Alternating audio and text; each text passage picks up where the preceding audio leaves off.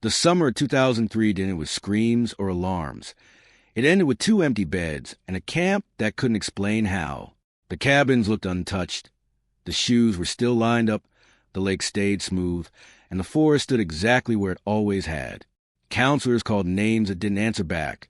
Dogs circled without finding a trail, and helicopters scanned a canopy that gave nothing away.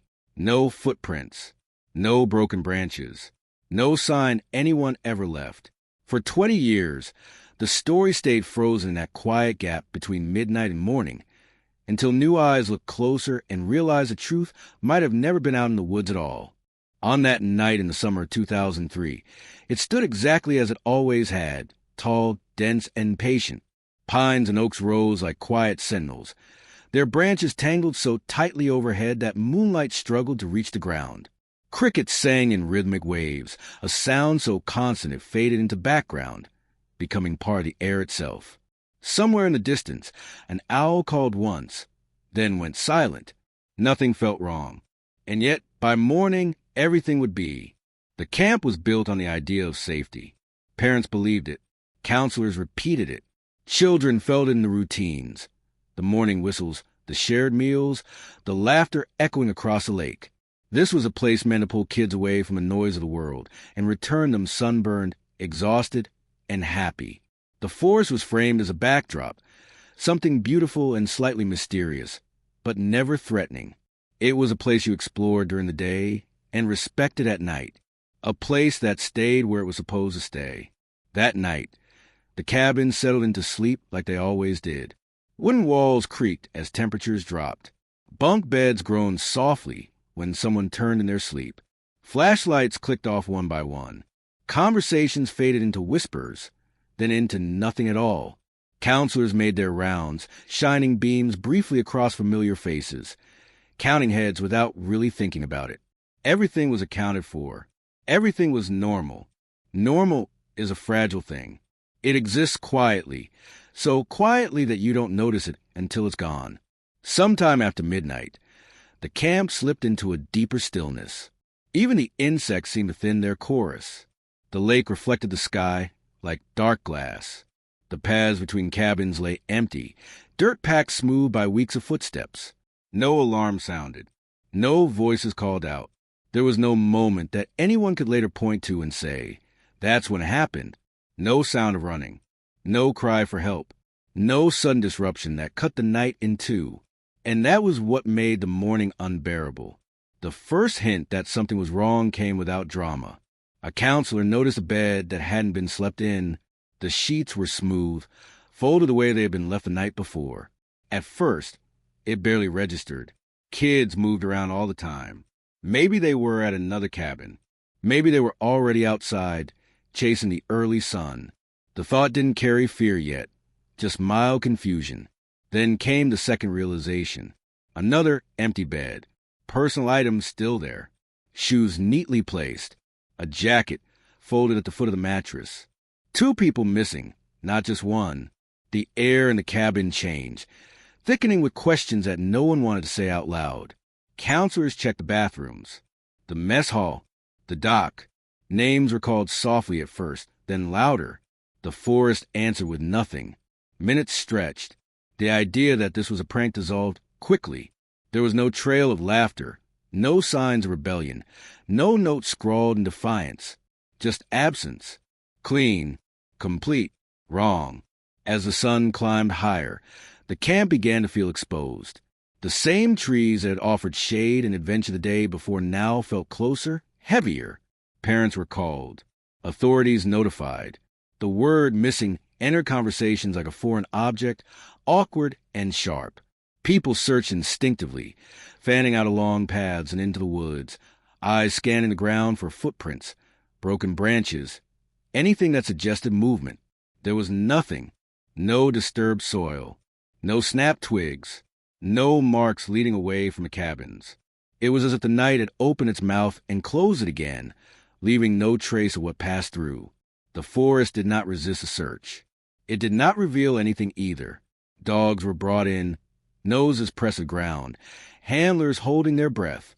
The dogs circled, confused, trails dissolving into meaningless patterns.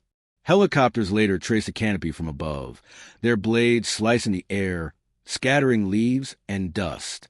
From the sky, the camp looked small, vulnerable, surrounded by green that went on, and still nothing. The silence became its own presence. It clung to conversations, filling the spaces between words. People spoke in fragments, repeating the same questions as if repetition might force answers into existence. How could two people leave without being seen? Why take nothing with them? How does someone vanish from a place designed to keep everyone in? No one could explain it, and that was the most terrifying part. As hours turned into days, the forest remained unchanged. Sunlight filtered through branches the same way it always had. Birds returned to their songs. The camp's routines tried to restart, but they felt hollow, like performances staged for an audience that had already left. Every empty space felt intentional, as if the land itself had chosen to keep a secret. In the years that followed, people would describe that night as ordinary, and that description would never sit right. Ordinary nights do not leave scars that last decades. Ordinary mornings do not fracture lives into before and after. But that was the cruelty of it. The disappearance didn't announce itself with chaos or violence. It arrived quietly, wrapped in familiarity, and by the time anyone noticed, it was already complete. The forest never spoke. It never confessed. It simply stood there, holding on to whatever it had seen, while the world beyond its edges began a long, aching search for answers that would not come easily, if they came at all, before they became names spoken in hushed tones, before their faces were printed on flyers and remembered through fading photographs. They were simply two people trying to exist inside their own small, complicated worlds. The kind of worlds that feel enormous when you are young, where emotions are sharp and everything seems temporary and permanent at the same time.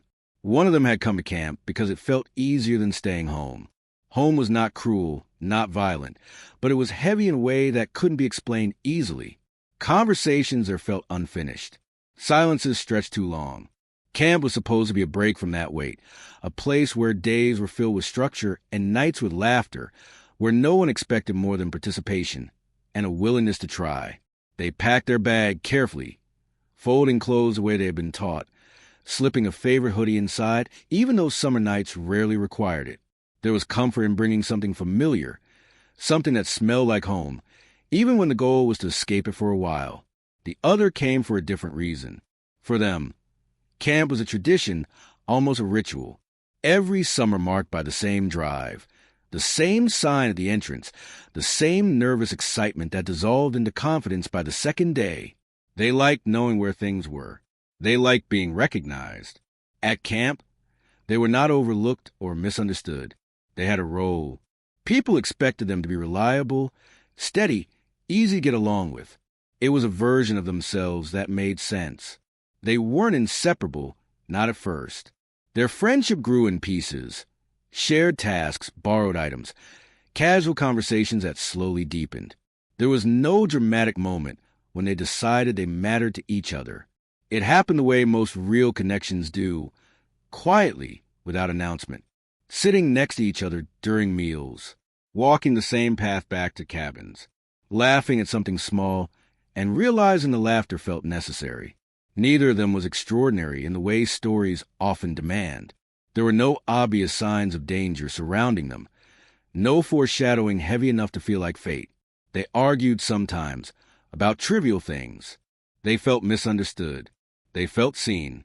They were navigating that strange space between childhood and whatever came next, unsure of who they were becoming, but certain they didn't want to become invisible. At camp, visibility was simple. You showed up. You followed the schedule. You existed in a group that made room for you. Days began early, filled with activity, exhaustion smoothing out the rough edges of thought. Evenings were softer. Campfires flickered, faces glowing in firelight.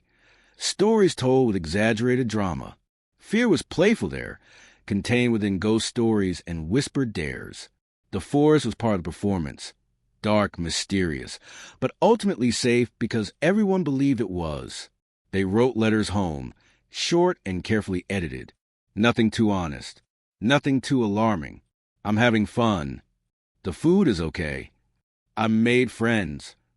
Truth existed between the lines, but it wasn't something they had language for yet. One of them missed home more than they admitted. The other worried, quietly, about what waited beyond the end of summer. Camp delayed those worries. It pressed pause on futures that fell uncertain. There were moments, small and easily forgotten, that later took on weight they never deserved. A look held a second too long. A question left unanswered. A comment brushed aside. In hindsight, everything becomes meaningful. At the time, it was just life happening at its usual pace, messy and incomplete. They talked about plans the way young people do, not with commitment, but with possibility. What they might do after camp, who they might stay in touch with. The conversation floated, unanchored. Nothing sounded final.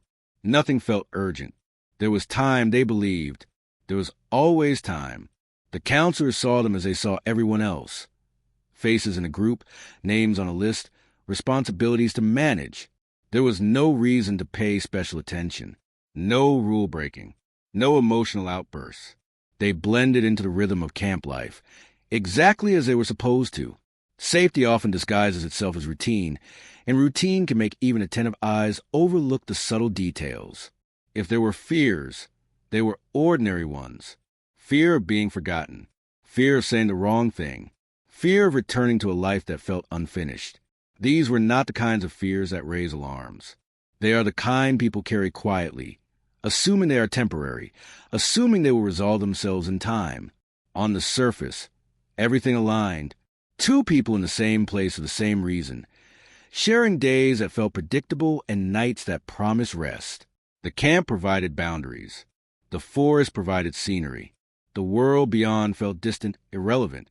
There was no sense of being watched. No feeling of threat pressing in from the edges.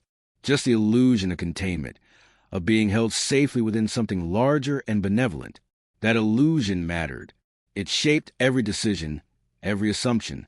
It was why doors weren't locked, why footsteps in the night didn't raise concern, why silence felt natural instead of ominous.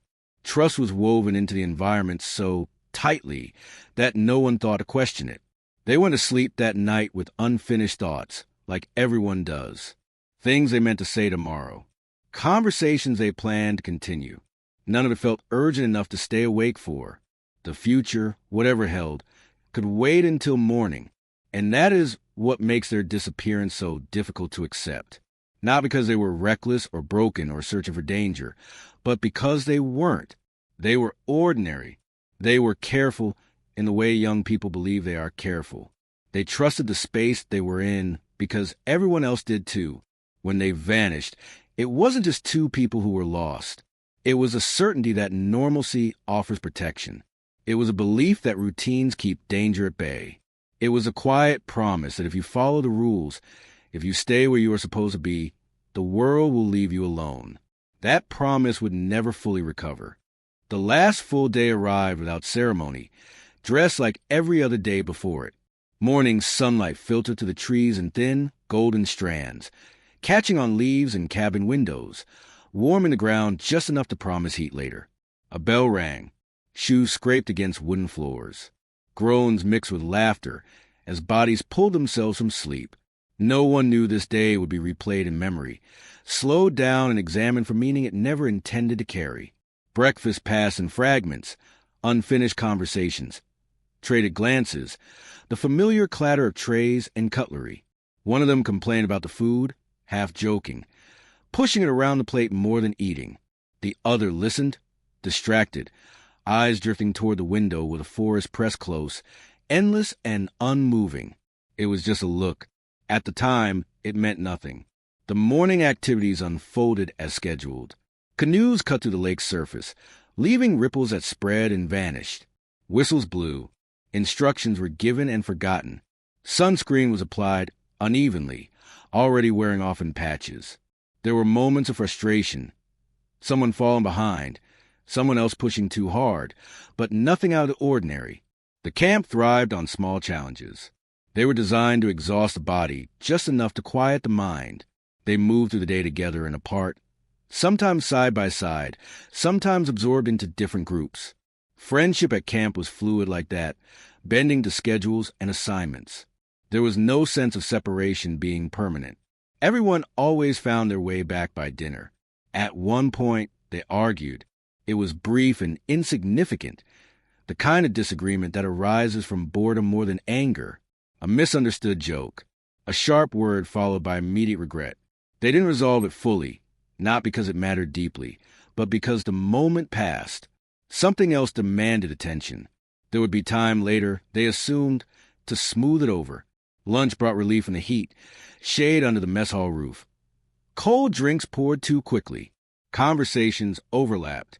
Plans for the evening were discussed with casual excitement. Campfire. Stories. Maybe a game if there was time. Nothing unusual. Nothing worth remembering. The afternoon stretched long and slow. Fatigue softened edges. Voices lowered. One of them skipped an activity, choosing to sit alone for a while, watching others move through routines that suddenly felt distant. A counselor checked in, asked if everything was okay. The answer came easily, automatically. I'm fine. And it was true, in the way most people mean it. Fine enough to get through the day. The other noticed the absence, but didn't question it. Space wasn't alarming. It was allowed. At camp, independence was framed as growth. No one was required to explain every choice. As evening approached, the forest seemed to lean in closer, shadows stretching longer across the paths. The temperature dropped slightly, enough to justify pulling on a hoodie, enough to make closeness feel comforting. Dinner was louder than lunch, the energy rising as the day neared its end. Someone spilled a drink. Someone laughed too hard. The world felt intact. The campfire was lit as the sky darkened, flames catching quickly, sparks lifting into the air before dissolving into black. Faces glowed amber and gold, expressions shifting as stories were told and retold. Fear was playful here, exaggerated for effect. Ghost stories that ended in laughter. Threats that never crossed into reality. The forest watched, silent, as it always had. They sat near each other, not touching, but close enough to share warmth. One leaned in to whisper a comment about a story that didn't make sense. The other smiled, tension easing. The earlier argument dissolved without ceremony. Resolution didn't need words. Presence was enough. When the fire burned low, the group dispersed reluctantly. Night settled in layers. Flashlights bobbed along paths like distant stars. Crickets resumed their song. Somewhere, water lapped gently against the shore. The camp felt smaller at night, more contained, boundaries defined by darkness rather than fences. Back in the cabin, the routine repeated itself. Changing clothes, brushing teeth, conversations that trailed off mid-sentence as exhaustion took hold. One of them mentioned a strange feeling. Nothing alarming, just a sense of being watched that comes from too many ghost stories and too little light. It was laughed off. Fear belonged to stories, not real life. Lights went out. Bunk beds creaked. Breathing slowed. The forest pressed close against the thin wooden walls. But always did. That had never been a problem before. Sleep came unevenly. Dreams flickered. Thoughts drifted toward tomorrow. Activities planned. Promises implied. Nothing concrete. The future was still intact. Still assumed. At some point in the night, something shifted. Not in a way anyone could later describe clearly. No one woke screaming. No sounds were reported. No footsteps remembered. The transition from presence to absence did not announce itself. It simply occurred, slipping between moments the way fog rolls in unnoticed. The tragedy of that day is not what happened, but how ordinary it was. How perfectly it blended into every other day before it. There were no signs pointing forward, no warnings etched into memory, only small, human moments that later became unbearable to revisit. Because when everything changed, it did so without disturbing the surface. And that quiet, that refusal to explain itself, would haunt everyone who tried to understand what came next. Morning arrived the way it always did, with light slipping between the trees and the soft echo of movement beginning again. Birds announced the day without hesitation. The forest stretched, indifferent to the fact that something had shifted beneath its canopy. Inside the cabins, sleep loosened its grip slowly. Someone groaned. Someone else laughed at a dream They couldn't fully remember. For a few fragile minutes, the world believed it was still whole. The first sign of wrongness was subtle. A counselor stepped into the cabin with the same routine expression, already thinking about schedules and head counts. The smell of wood and damp earth lingered in the air. Shoes were lined up near the door. Bunks stood as they had the night before. Too much as they had the night before. One bed hadn't been slept in. The blankets lay smooth, uncreased, the pillow untouched. It registered as a detail, nothing more. People oversleep. People wander. People break routine all the time. A name was called, casual, almost playful. No answer. Another name followed, louder this time. Still nothing. The counselor frowned, not alarmed yet, just unsettled. They stepped back outside, scanning the path, expecting to see movement. Someone jogging toward breakfast. Someone laughing at being late. The path was empty. Back inside, another bed caught their attention. Same stillness. Same untouched neatness. Two absences, side by side, refusing to explain themselves. The air in the cabin felt heavier now, as if it had thickened while no one was looking. The search began small. Bathrooms first. The dock. The mess hall. Names echoed across familiar spaces, losing confidence with each repetition. Other counselors were pulled in, voices lowering, eyes avoiding one another. No one wanted to be the first to say the word missing. Saying it made it real. Campers gathered, whispers spreading faster than information. Some thought it was a prank. Some thought it was trouble they didn't want to be near. Confusion replaced the usual morning excitement. Breakfast went untouched, trays cooling as time passed. The forest, just beyond the clearing, stood unchanged, watching. Phones came out. Calls were made. The tone shifted from uncertainty to controlled urgency. Camp leadership moved quickly now, but carefully, as if sudden panic might shatter something fragile. They retraced routines, checked logs, questioned anyone who might have noticed something unusual. Nothing surfaced. No sounds. No late-night movement. No doors opening or closing.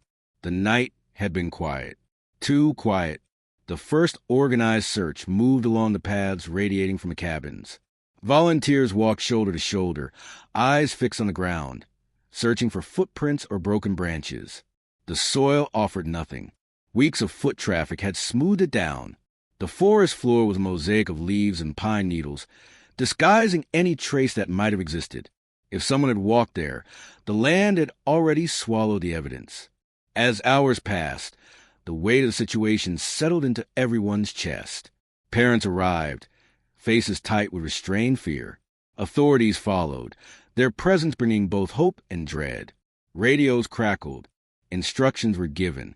Areas were marked and rechecked. The forest resisted none of it. It simply remained. Dogs were brought in next, their handlers moving with purpose and confidence. Leashes were loosened. Commands were given. Noses pressed to clothing, to bedsheets, to the air itself. The dogs moved eagerly at first, tails high, senses searching for a story the ground refused to tell. Then hesitation, circling, confusion, trails that began and ended without logic. Handlers exchanged glances they tried to hide. Helicopters later carved lines through the sky, their shadows sliding across the treetops. From above, the forest revealed nothing new, just endless green, broken only by the small, human-made shapes of cabins and paths. It became painfully clear how easy it would be to disappear there, and how impossible it was to be found without leaving something behind. But there was nothing behind. Each hour that passed stripped away another layer of denial.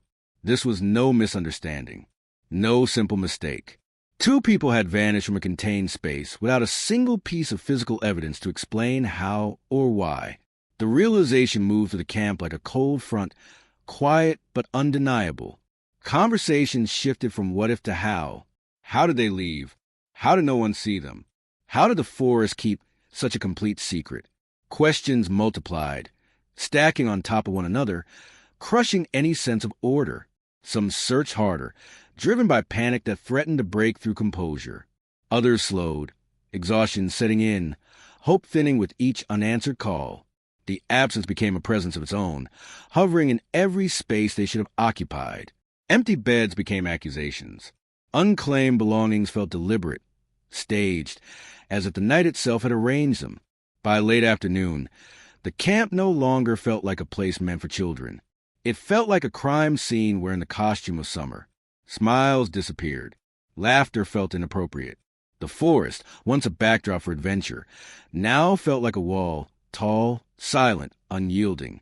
No announcement ever came declaring the moment everything changed. There was no official line crossed, no single discovery that marked the shift. It happened gradually, through exhaustion and unanswered questions, through the creeping understanding that something was deeply wrong. When night fell again, it did so heavily. Lights stayed on. Conversations dropped to whispers. The forest closed and tighter than before, its silence no longer neutral. It was a reminder of what had been lost, of what remained unknown.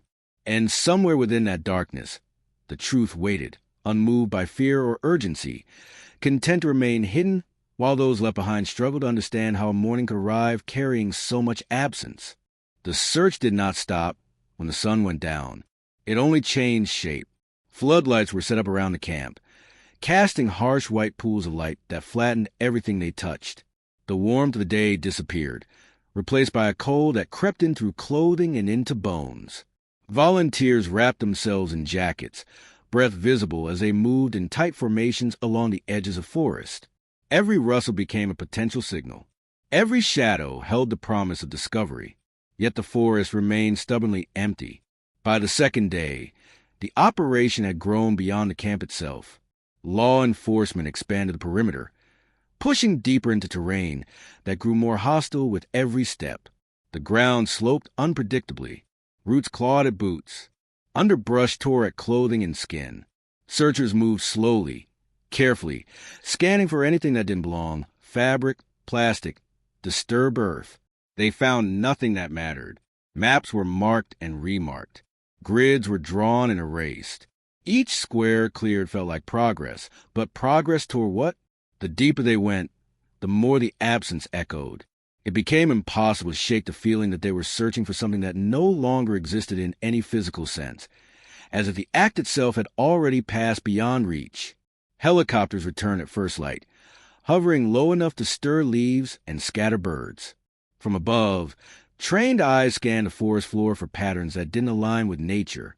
Clearings, broken canopies, movement. Nothing appeared. The forest absorbed the noise and gave nothing back. Divers entered the lake, its surface calm and deceptive. Water is supposed to reveal secrets eventually, floating them to the surface or trapping them below. The lake refused both. Divers surfaced shaking their heads, eyes dark with unspoken conclusions. The water held only silt and weeds and the weight of disappointment. Days blurred together. Fatigue hollowed people out, turning determination into routine. The same paths were walked again and again, not because anyone believed something would suddenly appear, but because stopping felt like surrender. Hope became something fragile, handled carefully, passed from person to person in small, quiet exchanges. Families hovered at the edges of the operation, close enough to feel involved, far enough to feel powerless. They watched strangers comb through spaces that had never meant anything to them before, now loaded with unbearable significance. Every time someone emerged from the forest, hearts lifted and fell again in the same breath. No news was not good news. It was just no news. Media arrived, their presence changing the atmosphere in ways no one could fully articulate. Cameras pointed at trees that looked like any other trees. Reporters asked questions no one could answer. Words like mysterious and baffling were repeated until they lost meaning. The story spread beyond the forest, but the truth remained locked inside it. As the days stretched on, theories began to surface, whispered at first, then spoken more openly. Maybe they wandered off. Maybe they were taken. Maybe they never left the camp at all. Each possibility carried its own terror, its own implications. None of them fit neatly with the facts, or lack of them. Search teams found animal tracks and natural disturbances, things that reminded everyone how alive the forest was, how much happened there unseen. But nothing pointed to human movement. No torn fabric, no footprints leading away. It was as if the ground itself had conspired to erase the story before anyone could read it. Eventually, the official tone shifted. The urgency softened, replaced by a careful, controlled language that avoided promises. Resources were redistributed. Teams were reduced. The search area, once expansive, began to contract. This was the moment no one wanted to acknowledge, the point where searching transformed into waiting. For the families, that shift was devastating. It felt like abandonment, even though they understood the logic. You cannot search forever when there is nothing to find. Understanding did not make it easier to accept. They returned home carrying unanswered questions heavier than any physical burden. The forest reclaimed the paths that had been trampled by boots and hope. Leaves settled. Branches stopped shaking. The camp, once alive with movement, fell quiet. Life beyond perimeter resumed, but the space where the disappearance occurred remained frozen in time. What lingered most was not the fear of what might have happened, but the certainty of what had not. There had been no struggle loud enough to hear, no trail obvious enough to follow, no mistake clear enough to correct. The disappearance had not been sloppy. It had been clean, and that cleanliness unsettled everyone involved. Years later, people would still say the same thing when asked about the search. They would shake their heads slowly and repeat the words like a mantra, as if saying them often enough might eventually reveal their meaning. There was nothing, not because the search lacked effort, not because people didn't care, but because whatever had happened that night had left the forest exactly as it was, silent, indifferent, and unwilling to give anything back. The search ended without resolution, but the question it raised never did. When the search yielded nothing, the silence left behind demanded to be filled. Human beings are not built to sit with unanswered questions for long. When facts refuse to appear, imagination steps in, carrying fear with it. At first, the conversations were careful. People lowered their voices, glanced around before speaking, as if the forest itself might overhear them. Suggestions were framed as possibilities, not accusations. Maybe someone saw something and didn't realize it mattered. Maybe a detail was overlooked. Maybe the truth was simpler than it felt. These were gentle theories, meant to soothe rather than provoke. But gentleness did not last. As days turned into weeks, frustration hardened into suspicion. The same questions were asked again and again, not because anyone expected new answers, but because repetition gave the illusion of control.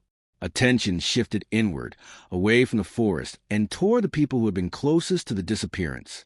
Counselors were questioned more intensely. Their routines were dissected, their words replayed. Every pause, every inconsistency, real or imagined, became significant. It wasn't enough that they had been asleep. It wasn't enough that they had followed protocol. In the absence of evidence, trust itself became suspect. Parents replayed conversations in their minds, searching for signs they might have missed. A comment that once felt casual now sounded ominous. A delay in response felt deliberate. Grief sharpened memory into something unreliable, bending the past until it fit the shape of fear. It was easier to believe someone had failed than to accept that no one had. The camp became a focal point for anger it had never earned. Policies were questioned publicly. Why weren't there cameras? Why weren't there locked doors? Why hadn't someone heard something? The questions piled up, each one implying negligence, even when no rule had been broken. Safety, once assumed, now felt like a lie people had willingly believed. Rumors spread beyond the camp's boundaries, slipping into nearby towns and online forums where speculation thrived. Strangers who had never set foot in the forest felt entitled to theories. Some were dramatic, others cruel. They spoke with confidence that came from distance, from not having to look anyone involved in the eye. One theory rose again and again, whispered with discomfort, and then spoken aloud. Someone inside the camp must have known something.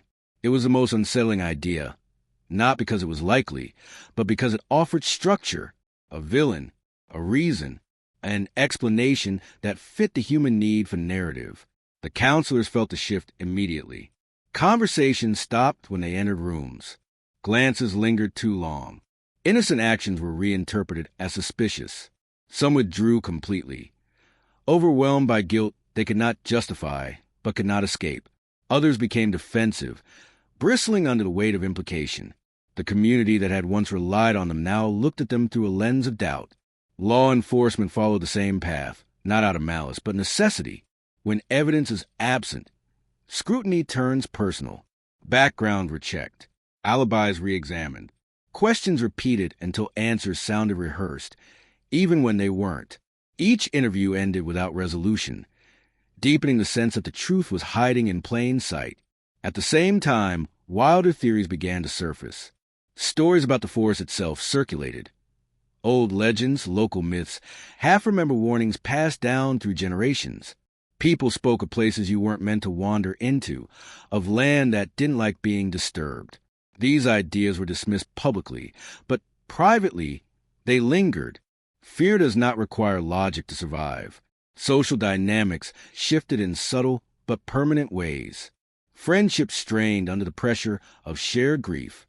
Disagreements that once would have passed quietly now erupted into arguments fueled by exhaustion and sorrow. Everyone wanted answers, but no one agreed on where they should come from. The families felt this fracture most acutely.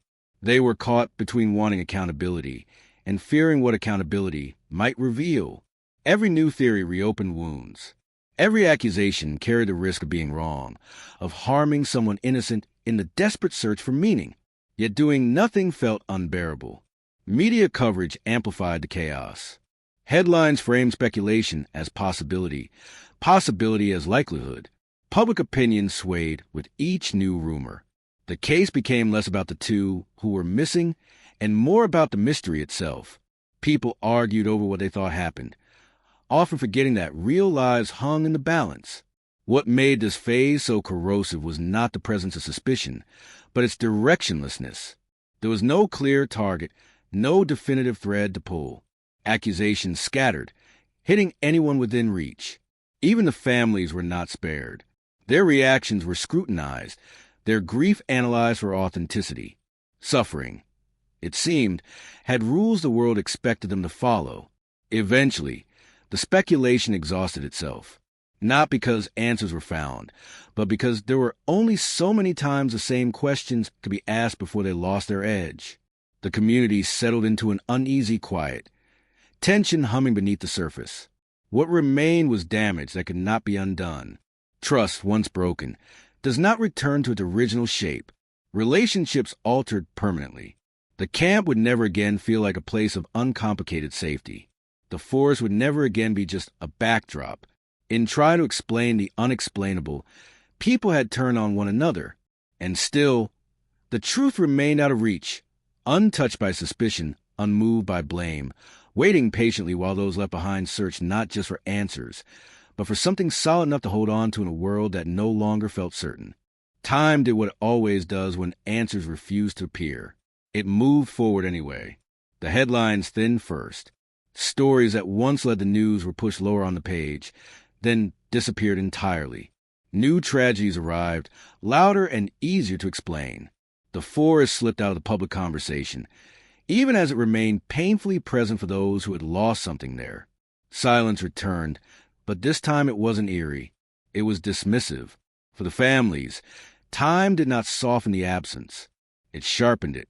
Days were measured differently now, not by events, but by endurance. Mornings began with the same instinctive check, the same irrational hope that something might have changed overnight. Phones were kept close. Unknown numbers were answered with held breath. Every ring carried the possibility of collapse or resurrection.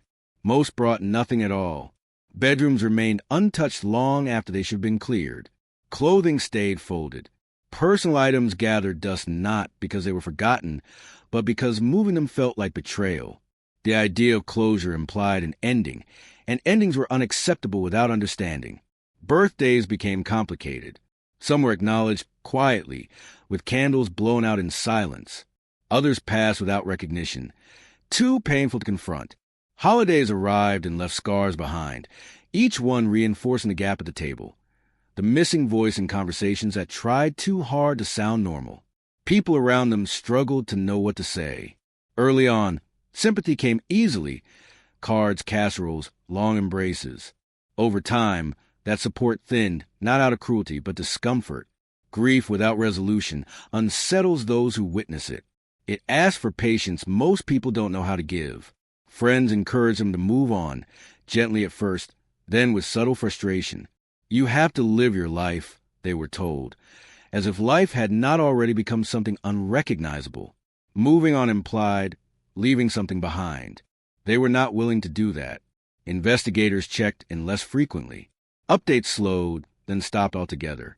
The case was not closed, but it was no longer active. Files were boxed, evidence stored. The language shifted from urgency to procedure.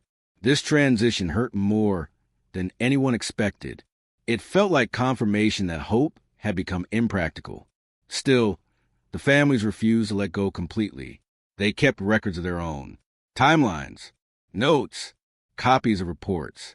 They learned the language of investigation, not because they believed it would help, but because understanding gave them a sense of agency in a process that had taken everything else away. They attended meetings. They spoke at events.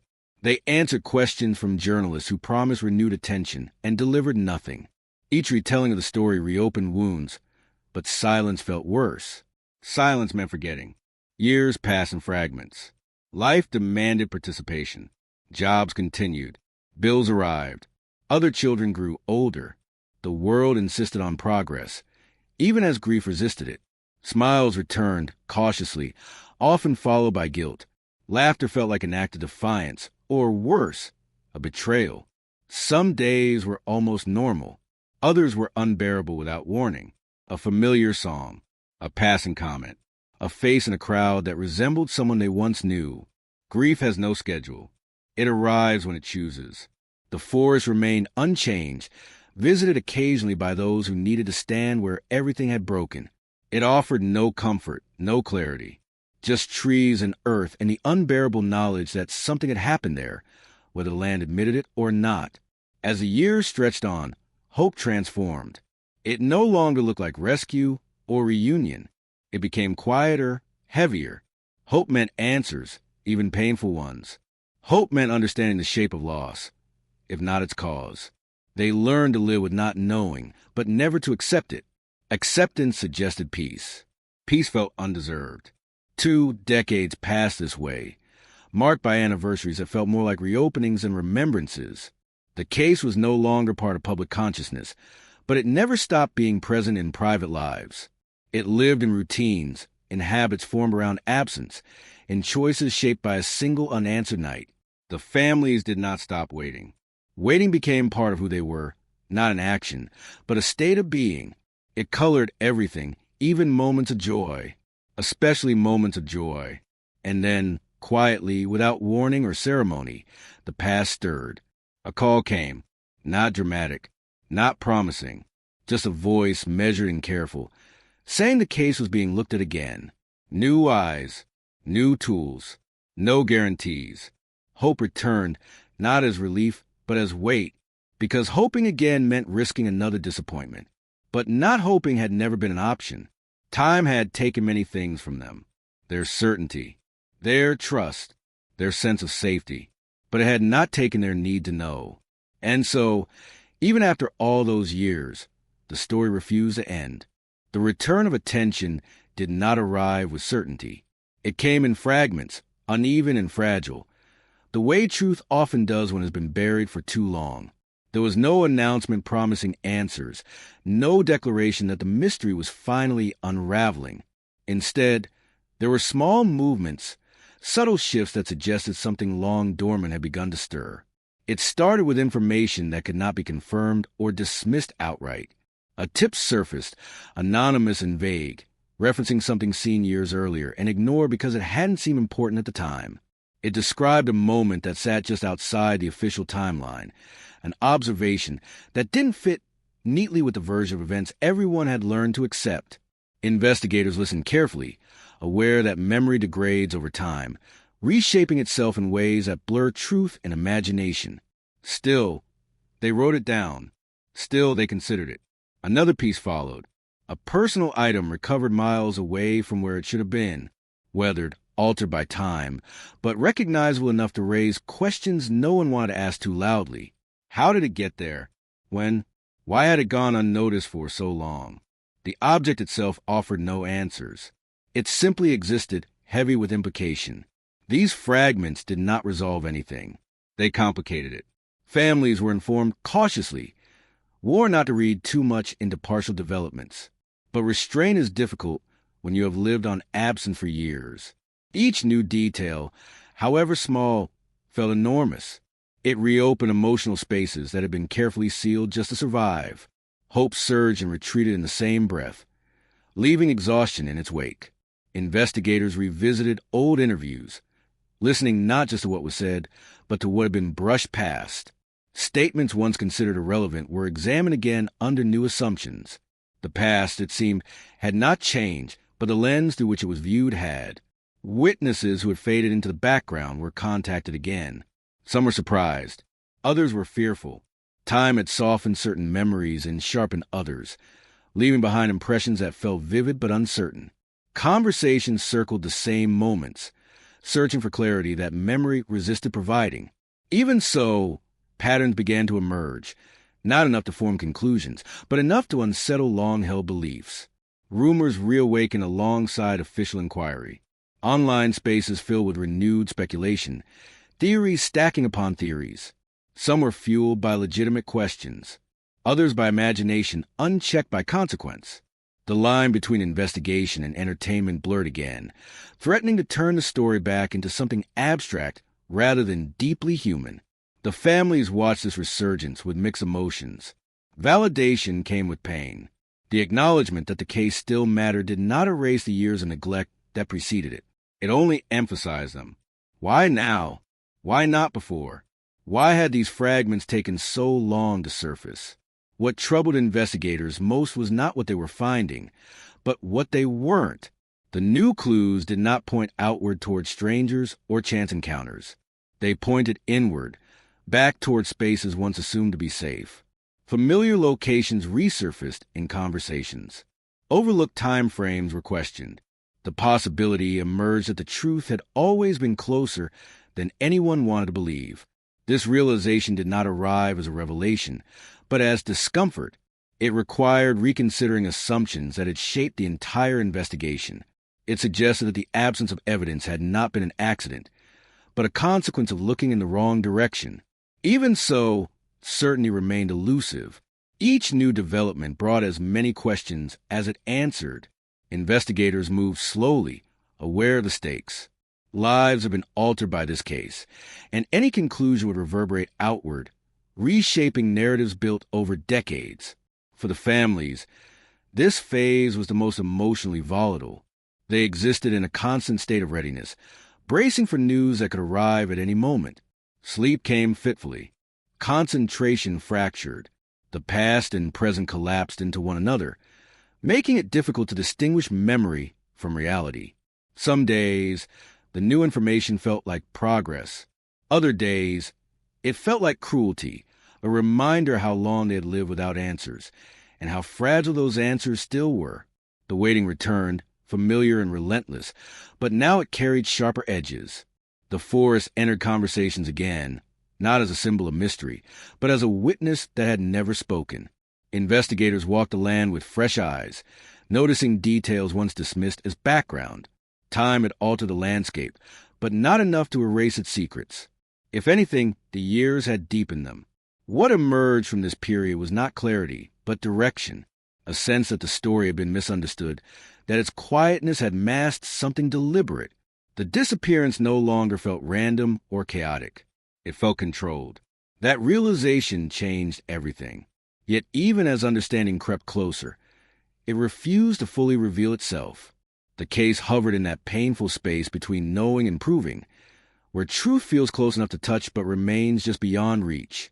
And in that space, hope and fear became indistinguishable. The decision to involve the FBI did not come from a single breakthrough.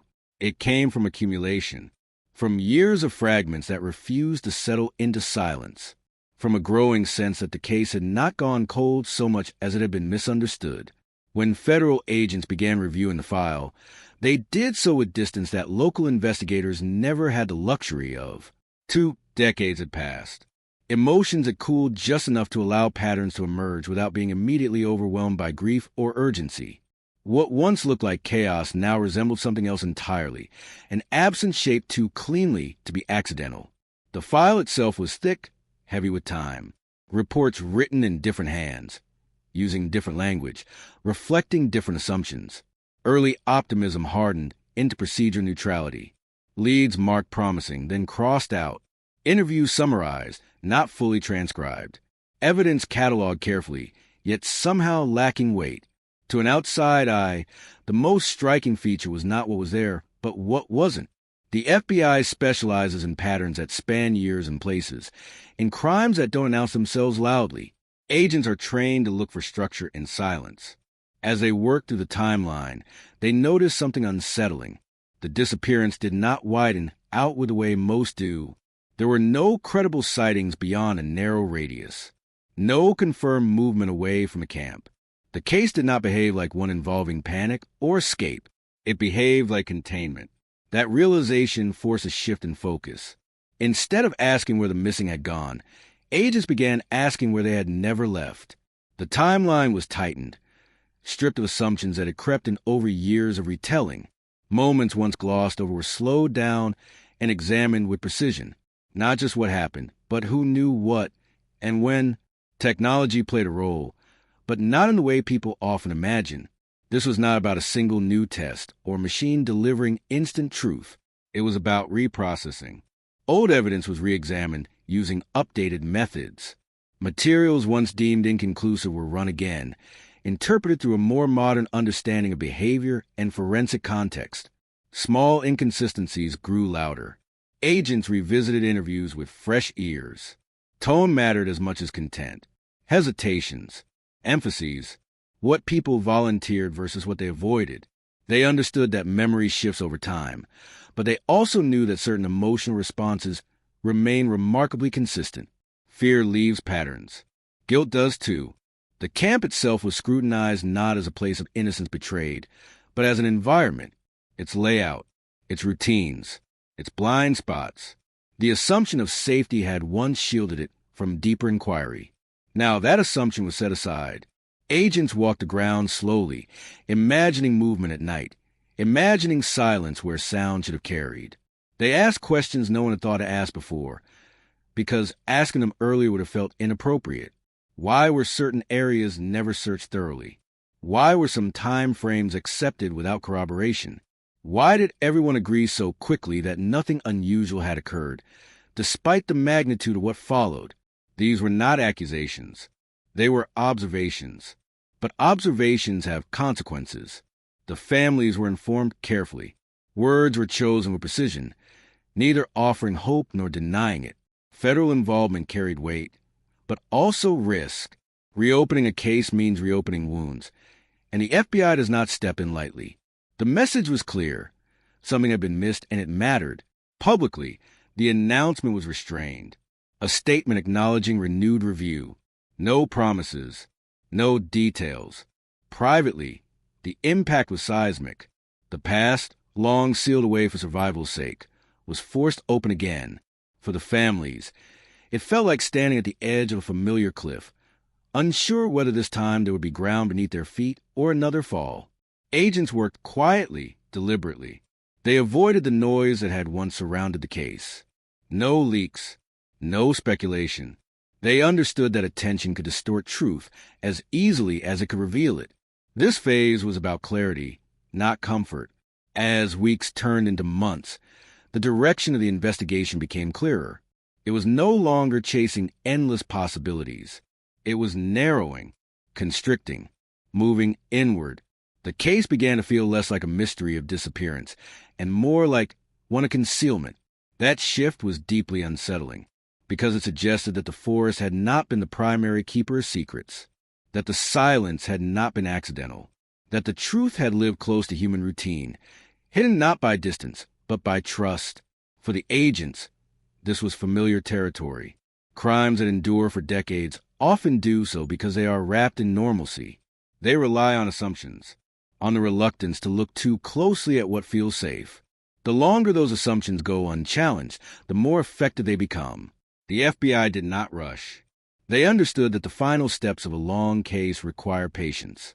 Evidence had to be airtight. Conclusions had to withstand scrutiny not just legally, but morally.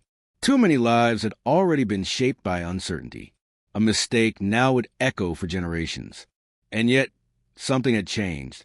For the first time in 20 years, the case felt like it was moving towards something solid. Not resolution, not yet, but definition. The outline of the truth began to emerge, faint but undeniable.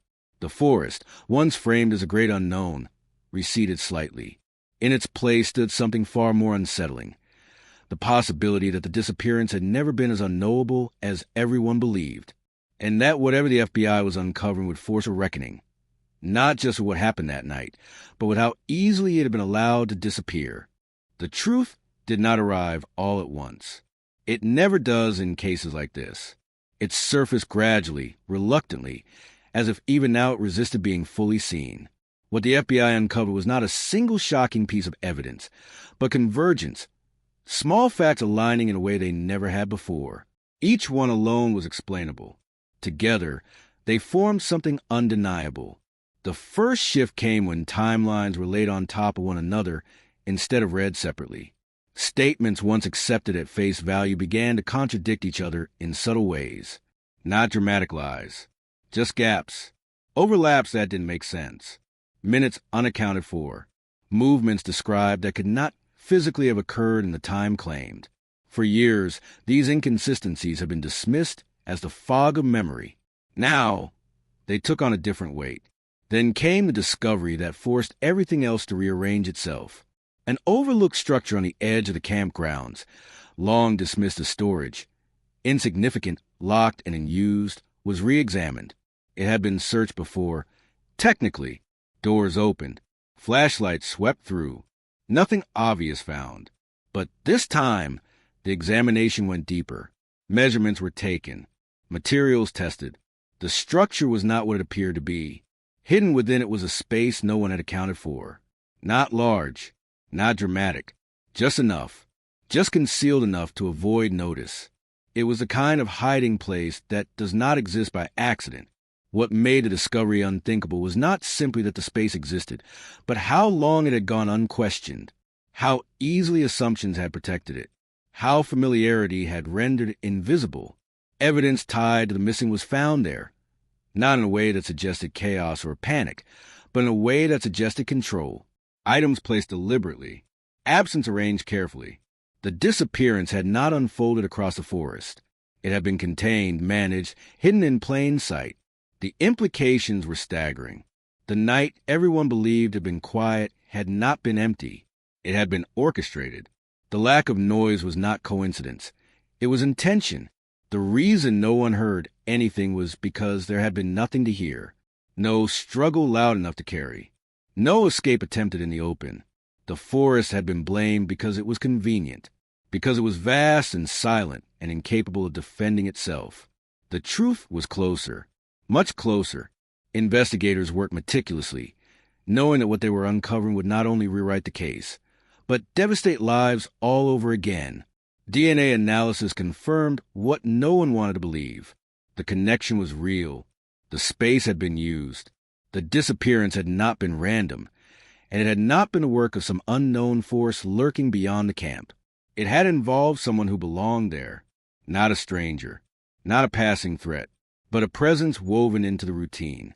Trusted, familiar, invisible because no one thought to look. The motive, once uncovered, was smaller and uglier than anyone imagined.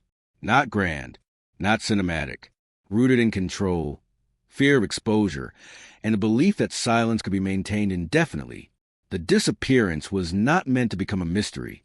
It was meant to disappear quietly, taking its truth with it. For years, it almost worked. When the families were told, the reaction was not what people expect from revelations like this. There was no immediate relief, no sense of justice restoring balance. Instead, there was devastation layered with something sharper than grief, betrayal. Every memory of the camp shifted. Moments once remembered as safe became unbearable to revisit. Smiles turned suspect. Kindness took on a new, terrifying ambiguity.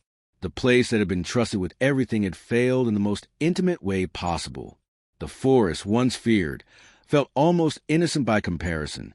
Public reaction came swiftly once the findings became known. Shock gave way to anger. Questions flooded in. How could this have gone unnoticed? How could such a space exist without scrutiny? How could trust be so thoroughly exploited? But outrage could not undo what had already been done. For investigators, the case now carried a different weight. This was no longer just about disappearance. It was about how systems fail when familiarity replaces vigilance, about how evil rarely announces itself, preferring instead to blend in, to rely on the assumption that nothing bad happens in places designed to be safe.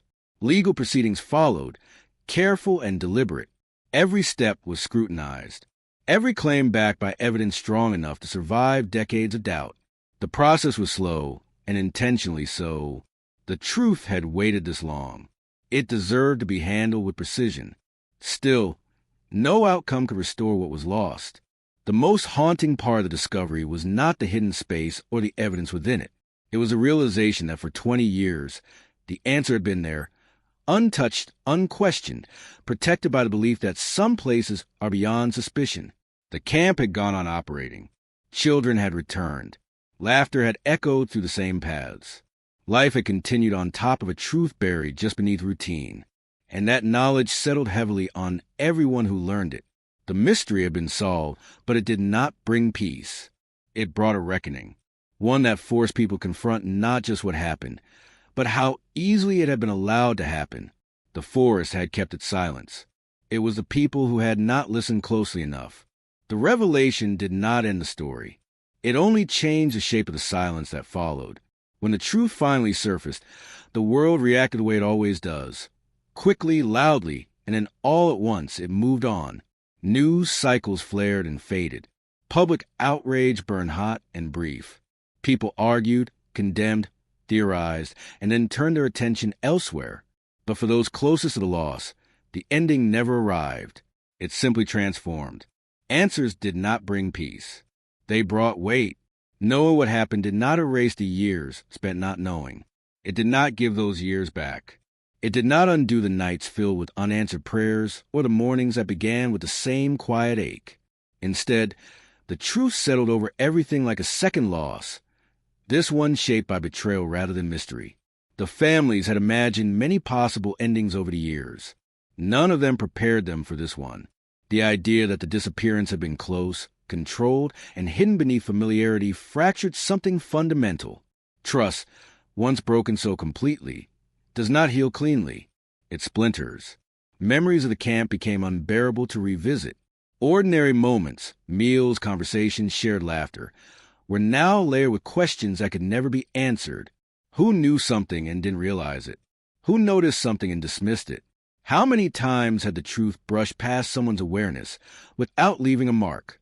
There was no clear line between innocence and guilt in those questions, and that ambiguity haunted everyone involved. The camp itself changed forever. Even if it remained standing, even if new faces filled the cabins, it could never again be just a place. It became a symbol of how safety can be constructed from belief rather than reality, of how systems built on trust can become shelters for harm when no one dares to question them. Some people refused to return. Others went back once, just to stand there, just to see if the place felt different now that the truth was known. The forest looked the same. Trees grew, leaves fell and returned. Nature carried on, untouched by human reckoning. That continuity felt almost cruel. The forest had been blamed for so long, cast as a monster because it was easier than suspecting what was familiar. Now, it stood exposed as something else entirely, an unwilling accomplice, silent but not responsible. It had not taken anything. It had only been nearby. For the families, grief took on a new form. It was no longer suspended between hope and despair. It became grounded, solid, and in some ways heavier. Ambiguity had allowed space for imagination, for impossible outcomes. Certainty closed that space forever. Some found a strange, quiet strength in knowing. Others felt hollowed out by it. Both reactions existed side by side, sometimes within the same day, sometimes within the same hour. Grief is not linear, especially when it evolves after decades of waiting. There were legal conclusions, carefully delivered, deliberately restrained. Accountability was established as best it could be, given the time that had passed. But justice, in its truest sense, remained elusive. Justice implies balance restored. Nothing about this felt balanced. The people who had lived under suspicion for years felt a different kind of pain, relief tangled with bitterness. Vindication arrived too late to repair reputations, relationships, or self-perception. Being clear does not erase the years spent doubting oneself, wondering how easily others had believed the worst. Children who had once attended the camp grew into adults carrying fragments of a story they only half understood. Some learned the truth much later, shocked to realize how close they had once been to something so dark. Others chose not to learn at all, preferring distance over understanding. The ripple effects extended outward in ways no investigation could fully capture. Policies changed. Procedures tightened. Words like safety and oversight took on sharper definitions. But no checklist could account for the most uncomfortable lesson of all, that danger often wears the face of normalcy, and that questioning familiarity is one of the hardest things humans are asked to do. Years later, people would still ask why it took so long, why the signs weren't seen, why the truth remained hidden in plain sight. The answers to those questions were never simple. They lived somewhere between assumption and fear, between trust and denial. Most people want to believe that bad things are obvious, that they announce themselves loudly. They want to believe that intuition will always sound an alarm in time. This case dismantled that belief piece by piece. What lingered most was not horror, but sadness, a deep, enduring sadness for everything that had been lost quietly. Time, certainty, innocence, and the idea that following the rules guarantees protection. The disappearance had stolen more than 2 lives. It had stolen a way of understanding the world. The forest continued to stand, unchanged and unbothered. Seasons passed through it without pause. Snow fell. Leaves returned. It held no memorial, no marker that explained what had once unfolded nearby. Its silence was no longer mysterious. It was simply what it had always been. People, on the other hand, carried the story with them. They carried it in the way they watched over their children more closely, in the way they questioned systems they once accepted without hesitation, in the way they understood that certainty is often an illusion, and that vigilance is not paranoia, but care. The case would be referenced in studies, in trainings, in quiet conversations between professionals who understood what it represented, not as a sensational mystery, but as a cautionary truth, a reminder that the most unthinkable outcomes often grow from the most ordinary circumstances. For the families, the ending was not an ending at all. It was a line drawn beneath a sentence they had been forced to read over and over for 20 years. They would carry it forward, not because they wanted to, but because there was no way to set it down. Sometimes they returned to forest, not to search, not to accuse, but to remember, to stand in a place that had been blamed and forgive it, to remind themselves that the land had not chosen this story. People had, and in those moments, the silence felt different, not empty, not threatening, just honest. The story no longer asked to be solved. It asked to be remembered, not as a mystery, but as a warning written quietly into the spaces we trust the most. Long after the case files were sealed and the final statements were read aloud, the story refused to stay contained. It slipped into quiet moments, into late nights when the world slowed enough for memory to surface. Resolution had been promised by answers, but answers only rearranged the weight. They did not lift it. People often imagine that knowing the truth brings relief, that once the unknown is named, the mind can finally rest. But what settled instead was something more complex, more unsettling. The disappearance no longer existed as a question.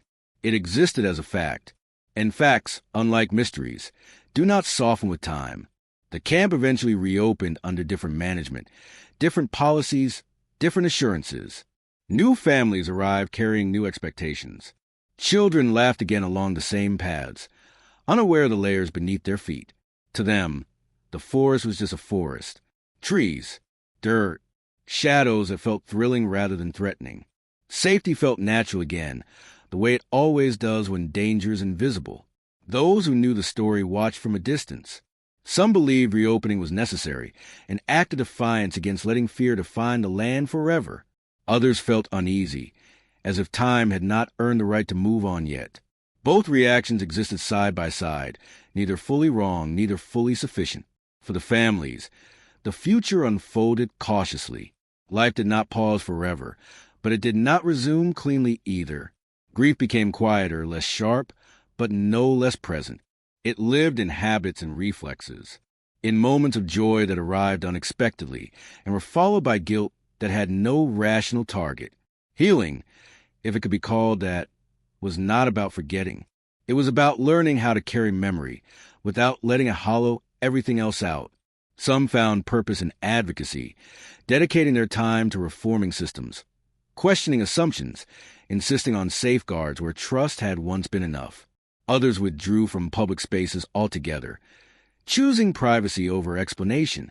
Loss does not create uniform outcomes. It reveals differences that were always there. Anniversaries continued to arrive, indifferent to readiness. Each year marked another distance from the last ordinary day.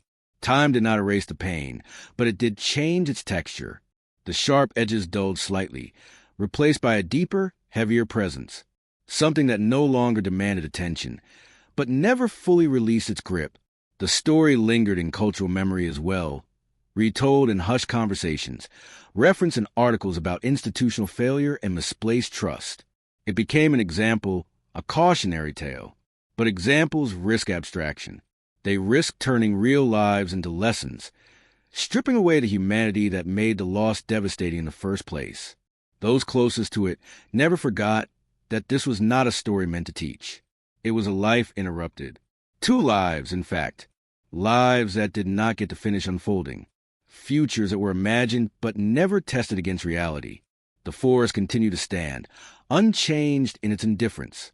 It was never responsible for what happened, yet it remained intertwined with the memory because it had been blamed for so long. Trees grew where none had stood before. Trails shifted. Nature reclaimed and rearranged itself without regard for human meaning. In doing so, it offered a quiet reminder. Places endure. Stories do not remain fixed. Visitors sometimes claim to feel something when they walk there. A heaviness, a silence that felt intentional. Others felt nothing at all. Both experiences were valid. Trauma is not embedded in soil. It lives in people. It travels through stories, through awareness, through the way knowledge reshapes perception. What ultimately lingered was not fear of the forest, but a more unsettling realization about familiarity, about how easily danger hides behind routine, about how trust, when left unexamined, can become a shield for harm rather than a safeguard against it. The case closed, but it did not conclude. It left behind questions that extend beyond one place and one night. Questions about vigilance, about responsibility, about how societies decide what deserves scrutiny and what is allowed to pass unchallenged simply because it feels normal. There were no final words that satisfied everyone. No sentence that could be spoken to make the loss feel justified or complete. Justice, when it arrived, was procedural, necessary, insufficient, and yet something remained. Not hope in the traditional sense, but awareness, a sharper attention to the spaces people assume are safe, a reluctance to accept silence as proof that nothing is wrong, a reminder that absence itself can be evidence, if someone is willing to look closely enough. The disappearance no longer belonged only to those who lived through it.